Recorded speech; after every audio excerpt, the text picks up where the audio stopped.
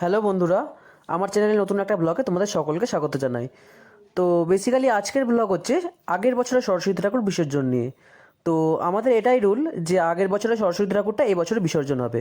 তো দেখো, আমি এবং আমার দুজন স্টুডেন্ট মিলে সরস্বতী ঠাকুরটা আমরা বিসর্জন দিতে যাচ্ছি। তো জেনারেলি সরস্বতী পুজো একদমই কাছাকাছি চলে এসেছে আমাদের। তো আমরা এই সরস্বতী ঠাকুরকে আনার আগে আগের বছর যে সরস্বতী ঠাকুরটা সেটা আমরা বিসর্জন করি। তো মূলত এক বছর মতো আমরা ঠাকুরটাকে রেখে দিই, তারপর বিসর্জন করি।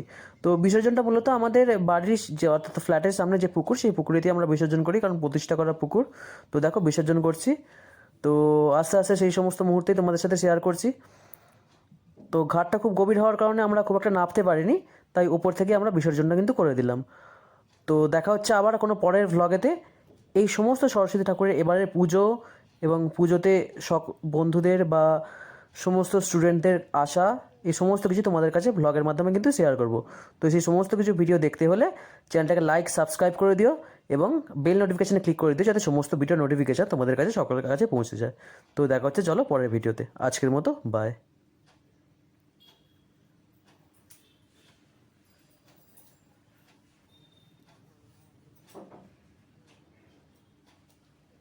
একজনকে নাম